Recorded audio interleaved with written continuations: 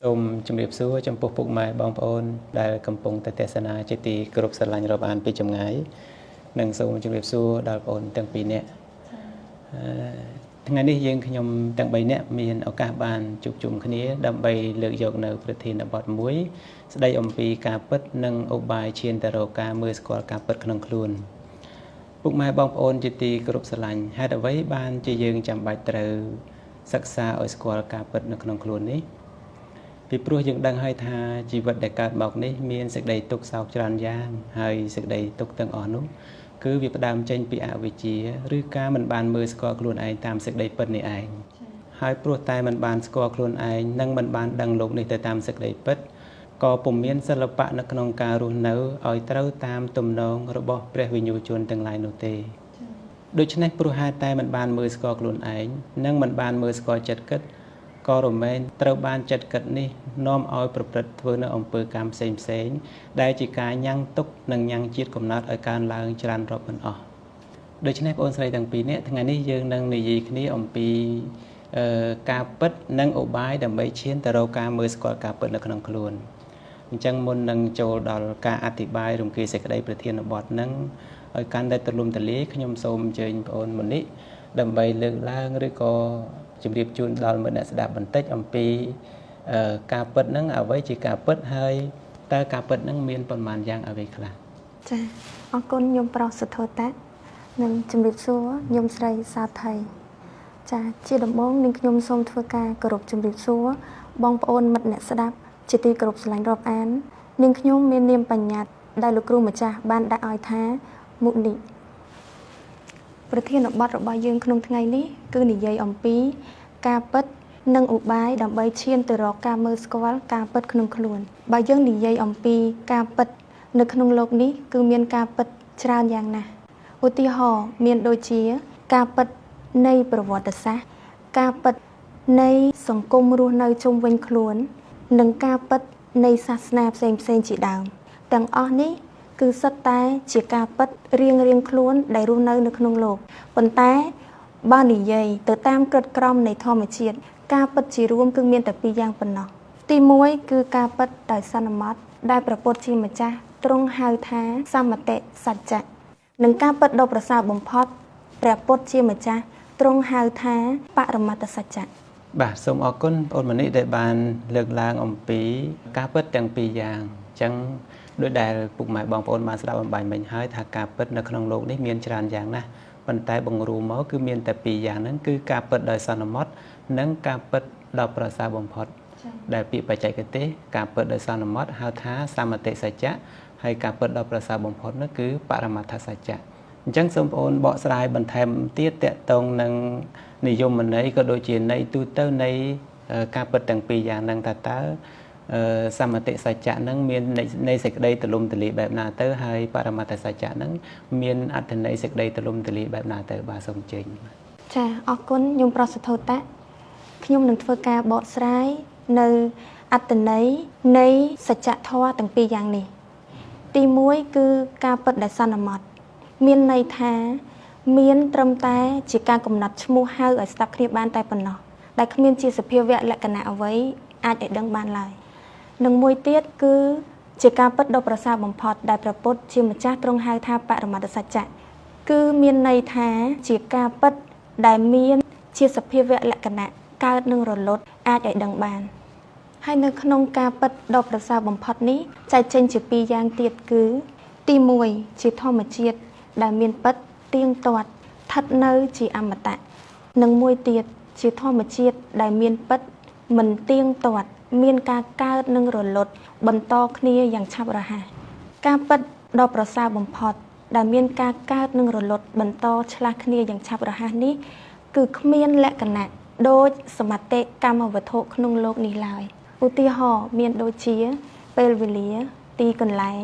វត្ថុរបស់របរផ្សេងសាច់រឿងសត្វបុគ្គលតួខ្លួនយើងគេជាដើមដែលរបស់ទាំងអស់នេះមិនមែនជាអ្វីឡើយបើមិនមានការកំណត់សម្គាល់នៅក្នុងចិត្តនឹកគិតតែខ្ញុំសូមបញ្ជាក់ត្រង់នេះបន្តិចដែលយើងធ្វើការកំណត់សម្គាល់ថាគ្រប់យ៉ាងនៅក្នុងโลกនេះមានការប្រែប្រួលមិនទៀងទាត់ គឺយើងសំដៅតែទៅលើពេលវេលាទីកន្លែងវត្ថុរបស់របរផ្សេងសាច់រឿងសត្វបុគ្គលតួខ្លួនយើងគេតែប៉ុណ្ណោះព្រោះវាគ្មានជាសភាវៈលក្ខណៈកើតឡើងអ្វីអាចឲ្យដឹងបានឡើយដែលអាចដឹងបានគឺដឹងបានដោយចិត្តនឹកគិតប៉ុណ្ណោះចំណុចនេះខ្ញុំសូមធ្វើការលើកជាឧទាហរណ៍ប្រៀបបីដូចជាយើងបានឃើញផ្កាកំពុងតែរីកនៅពេលព្រឹកហើយប្រែជាស្វិតស្រពោននៅពេលរសៀលប្រកដីធម្មតាគឺយើងធ្វើការសម្គាល់ដូច្នេះថាផ្កានេះមានជីវិតតាំងនៅទៀងទាត់ក្នុងកាលវេលាមួយគឺមានការកំណត់សម្គាល់នៅអត្តភាពនៃផ្កាមានការតាំងនៅមួយរយៈកាលដោយគ្រាន់តែមានការផ្លាស់ប្ដូរប្រែប្រួលនៅស្ថានភាពរូបរាងពីរីកស្រស់ស្អាតទៅជាស្វិតស្រពោនរុះរយនៅត្រង់ចំណុចនេះបើយោងទៅតាមក្រឹតក្រមនៃច្បាប់ធម្មជាតិផ្កាគឺគ្មានជាសភាវៈលក្ខណៈអ្វីអាចឲ្យដឹងបានឡើយដែលអាចដឹងបាននោះគឺដឹងបានដោយនិមិត្តនៃទិន្នន័យនៅក្នុងចិត្តនឹកគិតប៉ុណ្ណោះដូច្នេះការបានដឹងនៅក្នុងទ្វារទាំង5ដែលឃើញតាមទ្វារភ្នែកឮតាមទ្វារត្រចៀកដឹងក្លិនតាមទ្វារច្រមុះដឹងរសតាមទ្វារអណ្ដាតដឹងអារម្មណ៍ប៉ះខ្ទប់តាមទ្វារកាយឬក្តៅត្រជាក់រឹងទន់តាមទ្វារកាយទាំងអស់នេះគឺជាបរមត្តធម៌ដែលមិនមែនជារឿងរ៉ាវអ្វីទាំងអស់ប្រៀបដូចជាទារកដែលទៅនឹងកើតដែលទ្វារ5របស់គាត់មានដំណើរការជាធម្មតាប៉ុន្តែគ្រាន់តែចិត្តនឹកគិតរបស់គាត់មិនទាន់បានទទួលនៅទិន្នន័យថាអ្វីជាអ្វីនៅឡើយដូច្នេះតើពិភពលោកទាំងមូលមានទម្រង់ទ្រង់ទ្រាយដូចម្ដេចសម្រាប់ទារកដែលទៅនឹងកើតត្រង់ចំណុចនេះឯងដែលលោកគ្រូជាម្ចាស់របស់យើងតែងប្រកាសសម្ដែងថាចិត្តគិតគឺមិនអាចដឹងនៅការពិតដែលកំពុងប្រកបនៅក្នុងទីនេះបានឡើយដោយហេតុថាចិត្តនឹកគិតនេះគឺមានតែនិមិត្តនៃសាច់រឿងបញ្ញត្តិមកជាអារម្មណ៍តែម្យ៉ាងប៉ុណ្ណោះនេះបើយោងទៅតាមការចូលមកពិសោធន៍ជាក់ស្ដែងក្នុងខ្លួនក្នុងទីនេះខ្ញុំសូមបើកវងក្រចកត្រង់នេះបន្តិចការសិក្សាអំពីការពិតគឺមានការប្រកាន់យកថាពិតដែលចេញពីប្រភព2យ៉ាងគឺទី1គឺការប្រកាន់យកថាពិតនៅក្នុងរឿងអ្វីមួយដោយយោងទៅតាមការកាន់សេចក្តីនៃការពន្យល់ពីសំណាក់ឬមជ្ឈដ្ឋានណាមួយដែលស្ដាប់ទៅសមហេតុផលជនទាំងឡាយក៏ប្រកាន់យកថាពិតដោយយល់ឃើញថាសមទំនងដូច្នោះនឹងការពិតមួយទៀតគឺការទទួលយកថាពិតគឺយោងទៅតាមបទពិសោធន៍ជាក់ស្ដែងក្នុងខ្លួនទើបនរជននោះកាន់យកថាពិតដោយការពាល់ត្រូវដូច្នោះក្រែងលោលោកអ្នកមានចម្ងល់ចំពោះការពិសោធន៍អំពីការពិតក្នុងខ្លួនថាមានន័យដូចម្ដេចការចូលមកពិសោធន៍ក្នុងការពិតក្នុងខ្លួននិងជុំវិញខ្លួនគឺចែកចេញជា2ផ្នែកទី1គឺធ្វើការពិសោធន៍ចំពោះការពិតជុំវិញខ្លួនដោយពឹងផ្អែកទៅលើការត្រេះរិះពិចារណាដែលមានចំហឈរពីទិន្នន័យដែលទទួលបានក្នុងដំណើរជីវិតកន្លងមកនិងទី2គឺជាការពិសោធន៍ដោយបទពិសោធន៍ផ្អែកទៅលើការពិតជាក់ស្ដែងក្នុងទីនេះហើយឈរពីចំណុចសេចក្តីបរិសុទ្ធផុតចាកការនឹកគិតដូច្នេះការពិសោធន៍ទាំងពីរផ្នែកនេះគឺមានភាពខុសប្លែកគ្នាទាំងស្រុងដោយម្ខាងធ្វើការពិសោធន៍ដោយឈរជាមួយនឹងការគិតផ្អែកលើទិន្នន័យដែលបានពីខាងក្រៅឯម្ខាងទៀតគឺឈរជាមួយនឹងសេចក្តីបរិសុទ្ធផុតចាកការនឹកគិតដែលផ្អែកលើការពិតតាមជាក់ស្ដែងក្នុងទីនេះដូច្នេះដើម្បីបានជាឧបាយដើម្បីឈានទៅរកការមើលស្គាល់ការពិតក្នុងខ្លួនក្នុងទីនេះគឺត្រូវទាមទារឲ្យមានសេចក្តីស្ងប់ស្ងាត់ដ៏បរិសុទ្ធមួយអញ្ចឹងអរគុណបងអូនមនីដែលបានចូលរួមបកស្រាយរំគេសេចក្តីអំពីសច្ចៈទាំងពីរឬក៏ការពិតទាំងពីរដែលមានសមតិសច្ចៈនិងបរមត្ថសច្ចៈដោយដែលពុកម៉ែបងប្អូនបានស្ដាប់ការបញ្យល់លំបាញ់មិញហើយថាការពិតនៅក្នុងโลกនេះគឺមានច្រើនយ៉ាងហើយបងព្រួញសេចក្តីមកដើម្បីឲ្យយើងងាយនឹងស្ដាប់បានគឺមាន2គឺការពិតដោយសន្មតដែលជាការពិតមួយដែលបានមកអំពីសមត្ថកម្មវត្ថុមានន័យថាការពិតហ្នឹងគឺជានិមិត្តរបស់ចិត្តគិតអញ្ចឹងហើយបានជាមានពាក្យបច្ចេកទេសមួយបានដាក់ឲ្យនៅក្នុងសាច់រឿងរបស់ចិត្តហ្នឹងគឺថាបញ្ញត្តិបរមត្ថយានេះគឺមានន័យថា ចិត្តគិតហ្នឹងវាសម្គាល់យកអ្វីដែលវាស្គាល់បានហ្នឹងអ្វីដែលវាស្គាល់បានហ្នឹងវាអាចកាន់យកបានអាស្រ័យបរមត្តធម៌នេះបរមត្តធម៌មានន័យថាអាស្រ័យបញ្ញវិញ្ញាណដែលវាបានធ្វើកិច្ចនេះឯងហើយការពិតទី2ហ្នឹងគឺបរមត្ថសច្ចៈគឺជាការពិតដ៏ប្រសើរបំផុតដែលវាមានជាសភាវៈត្រត្រង់ហើយការពិតនោះវាមានពីរយ៉ាងតទៅទៀតដោយដែលមនីបានបកស្រាយបាញ់មិញគឺជាសភាវៈដែលមានពិតហើយទៀងទាត់មួយហើយបរមត្តធម៌ទី2គឺសំដៅទៅលើបញ្ចវិញ្ញាណនេះសំដៅទៅលើទ្វារទាំង5ហ្នឹងវាមានលក្ខណៈត្រឹមតែឃើញឬដឹងក្លិនដឹងរសដឹងផលថាពៈហ្នឹងហ្នឹងអញ្ចឹងបរមត្តទាំងពីរហ្នឹងគឺមួយទៀងមួយទៀតគឺមានការការរលត់ដូច្នេះដើម្បីឲ្យបរមត្តធម៌ហ្នឹងប្រកបអង្គដោយដែលបងអូនមនីលើកឡើងអំបញ្ញមិញគឺទៀមទីឲ្យមានធាតុស្ងាត់មែនទេគឺត្រូវឲ្យមានធាតុស្ងាត់ដ៏បរិសុទ្ធមួយទើបអាចឆ្លុះបញ្ចាំងនៅបរមត្តធម៌ដែលកំពុងប្រកបនឹងបានអញ្ចឹងសួរថាតើស្ងាត់អ្វីតើស្ងាត់ដោយម្ដេចដើម្បីឲ្យបរមត្តធម៌ហ្នឹងប្រកបឡើងបានអញ្ចឹងស្ងាត់អ្វីហើយស្ងាត់របៀបណានោះគឺមានពឹងតែឧត្តមសោតថៃហើយសូមអញ្ជើញបងអូនបកស្រាយនៅចំណុចនេះឲ្យបានក្បោះក្បាយថាតើធាតុស្ងាត់ដ៏បរិសុទ្ធនៅទីនេះដែលជាធាតុអាចឆ្លុះបញ្ចាំងនៅបរមត្តធម៌ឲ្យប្រកបបានហ្នឹងគឺសំដៅទៅលើស្ងាត់អ្វីសូមអញ្ជើញបងបាទចាសូមអរគុណបងសុធតៈដែលបានផ្ដល់ឱកាសឲ្យខ្ញុំបានចូលរួមឆ្លើយនៅសំណួរដែលបងលើកឡើងនៅខាងលើនិងមុនិបានលើកឡើងនៅខាងលើហើយក៏សូមគោរពជំរាបសួរពុកម៉ែបងប្អូននិងញាតិមិត្តដែលបានចូលរួមស្ដាប់ជាទីគោរពរាប់អាននាងខ្ញុំមាននាមបញ្ញត្តិដែលលោកគ្រូជាម្ចាស់បានដាក់ឲ្យគឺឧត្តមសោថីដោយដែលមុនិបានលើកឡើងពីខាងដើមអញ្ចឹងគឺគ្រាន់តែស្ដាប់ឲ្យយល់នៃសេចក្តីក៏មានការលំបាកដែរប៉ុន្តែក៏មិនអាចពិសោធន៍ឲ្យដឹងបាននោះទេបើសិនជាយើងមានឆន្ទៈដាក់ចិត្តចូលមកអង្កេតបន្តិចសម្រាប់ការចូលមកពិសោធន៍ដើម្បីឲ្យមានការជាក់ច្បាស់ចំពោះការពិតដែលមានក្នុងទីនេះតាមសេចក្តីពិតគឺត្រូវប្រើប្រាស់នៅឧបាយផ្សេងជាច្រើនប៉ុន្តែក្នុងនោះជារួមមាន2យ៉ាងទី1ការសិក្សាឲ្យយល់អំពីលក្ខណៈនៃសភាវធម៌នីមួយៗឲ្យបានច្បាស់លាស់អ្វីជាបរមត្តសច្ចៈនិងអ្វីជាសមតិសច្ចៈដោយដែលមុនិលើកឡើងពីខាងដើមការយល់បានច្បាស់លាស់ដូច្នេះវាបានជាឧបការៈជួយដល់សម្បញ្ញៈរលឹកមកកាន់ធម្មជាតិនៃសភាវធម៌នីមួយៗក្នុងខ្លួនដើម្បីឲ្យមានការដាក់ចុះនៅសេចក្តីប្រកាន់រឿយឈានទៅរកសេចក្តីស្ងប់បរិសុទ្ធផុតចាកការនឹកគិតម្យ៉ាងដែលអាចមើលស្គាល់សច្ចធម៌ក្នុងទីនេះតាមសេចក្តីពិតបានឧបាយត្រង់នេះក្នុងព្រះពុទ្ធសាសនាលោកហៅថាគុណធទុរៈ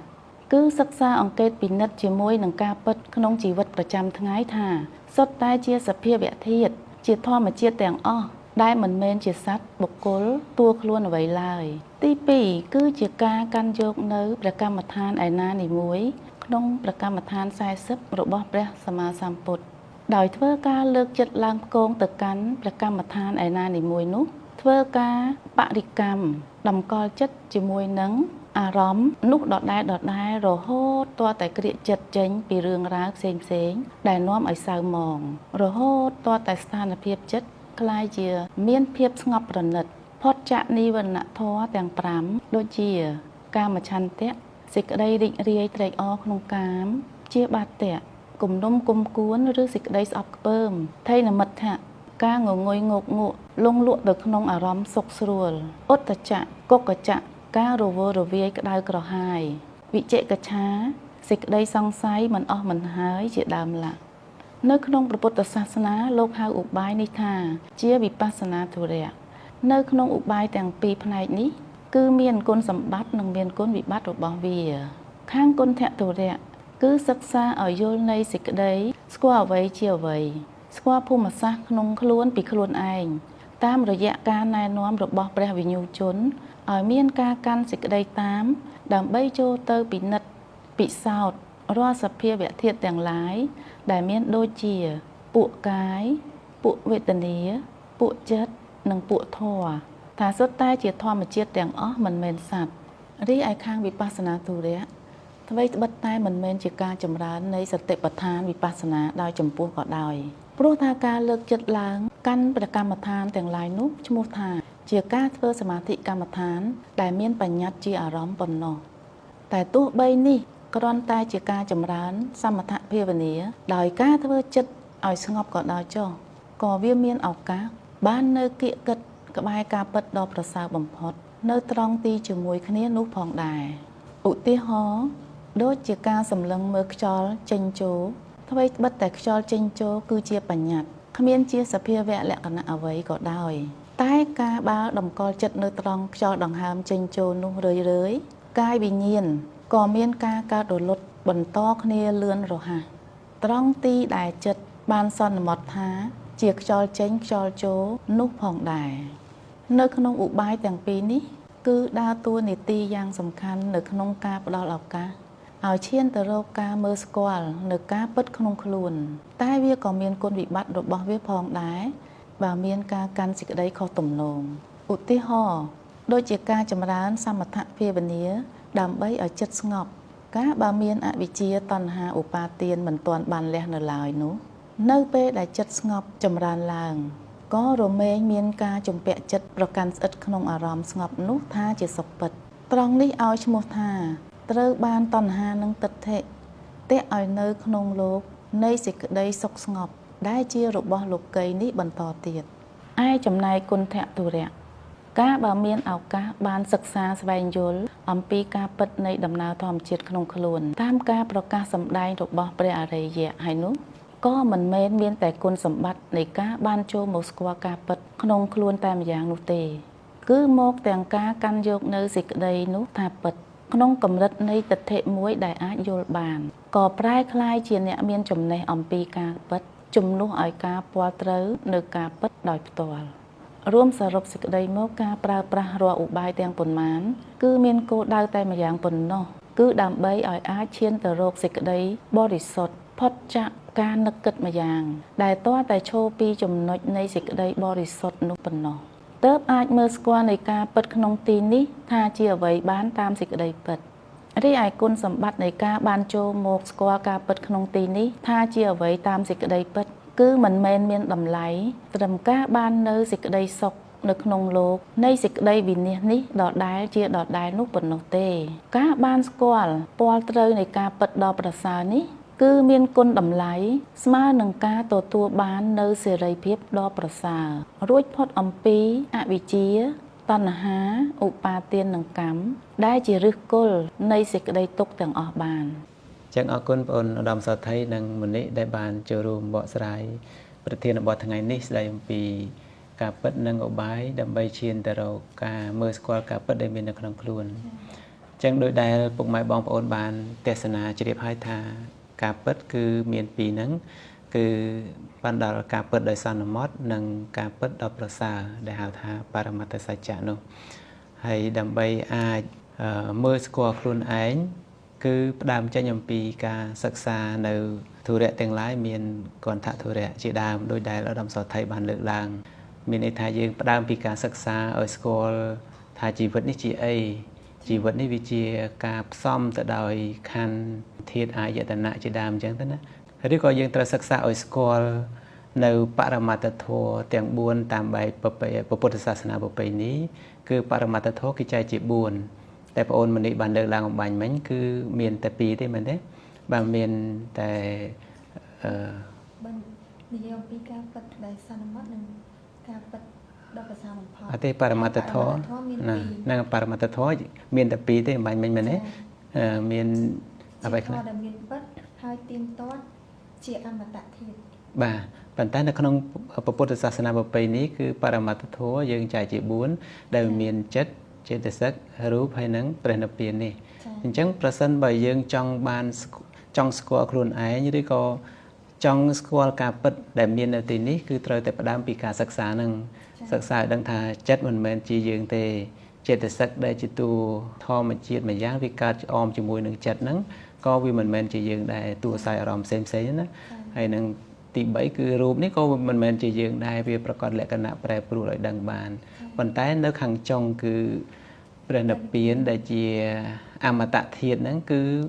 វាជាធាតុមិនដូរផ្លាស់មិនប្រែប្រួលដោយចិត្តចេតសិកនឹងរូបនេះទេនឹងអញ្ចឹងអមតៈធាតុឬក៏ ព្រះនិព្វាននេះគឺជាបរមត្តធម៌ដែលជាសភាវៈមានជាធរមានបច្ចុប្បន្នហ្នឹងគឺធាតុហ្នឹងអត់មានការប្រែប្រួលទេអញ្ចឹងធម្មធាតុឬក៏អមតៈធាតុនេះគឺមាននៅទីនេះមាននៅក្នុងខ្លួនមនុស្សគ្រប់គ្នាហ្នឹងមិនថាអ្នកកាន់ពុទ្ធសាសនាជា Buddhist Christian Hindu Jain Islam ឬក៏ប្រជាជនណាទេមិនថាប្រជាជនកម្ពុជាអាមេរិកកាំងបារាំងកាណាដាចិនចាមយួនអីទេគឺថាអមតៈធាតុឬក៏